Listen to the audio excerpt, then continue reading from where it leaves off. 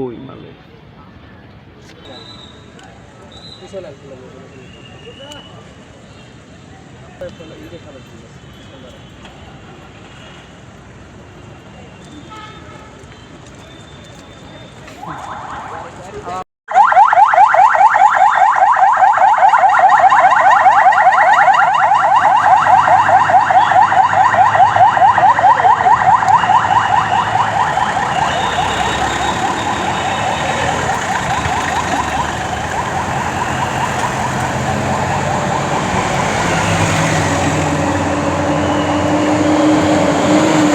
আমরা এখন যে কাজটা করছি সব বাহিনী মিলে আমরা জয়েন্ট পেট্রোল করছি, বিভিন্ন জায়গায় আমরা চেকপোস্ট স্থাপন করেছি এবং নিয়মিত আমরা জেলা প্রশাসনের অধীনে এবং আমাদের উপজেলা পর্যায়ে ইউএনওদের কার্যালয়ে আমরা নিয়মিত সমন্বয় সভা করছি আমাদের এই সমন্বিত প্রচেষ্টাটা যাতে শেষ দিন পর্যন্ত বহাল থাকে।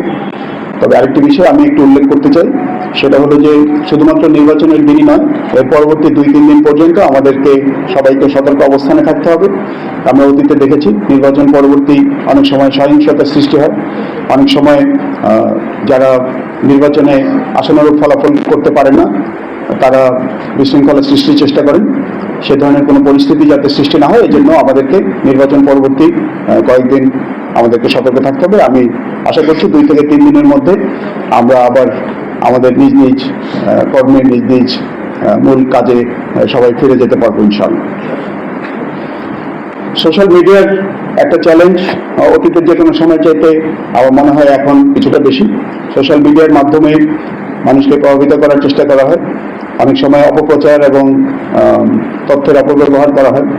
তো এই বিষয়টাতে আমাদের সবাইকে সতর্ক থাকতে হবে এবং আমরা যাতে সোশ্যাল মিডিয়ার প্ররোচনায় প্রভাবিত হয়ে কোনো ভুল সিদ্ধান্ত না নিই এই ব্যাপারে আমাদের সবাইকে সতর্ক থাকার জন্য আমি আহ্বান জানাবো। পরিশেষে আমি শুধুমাত্র আমার মিডিয়ার সহকর্মীদের উদ্দেশ্যে 2টি কথা বলতে চাই। আপনাদের ভূমিকা এই নির্বাচনের ক্ষেত্রে অনেক গুরুত্বপূর্ণ হবে আমি আশা করব এবং আপনাদের মাধ্যমে আমি সকল প্রিন্ট এবং ইলেকট্রনিক মিডিয়ার কাছে একটি বার্তা দিতে চাই। সেটা হচ্ছে যে আপনাদের নির্বাচনের ক্ষেত্রে নির্বাচনের যেই খবরাখবর আপনারা জনগণের কাছে তুলে ধরবেন, সেই ক্ষেত্রে আপনাদের যাতে দায়িত্বশীলতা থাকে, আপনাদের যাতে প্রফেশনালিজম থাকে, যাতে করে কোনো ভুল তথ্য বা কোনো ভুল যে কোনো প্রকার প্রচার প্রচারণায় জনগণ যাতে বিভ্রান্ত না হয়। এই জন্য আপনাদের দায়িত্ব অতীতের যে কোনো সময় চাইতে অনেক বেশি বলে আমি মনে করি।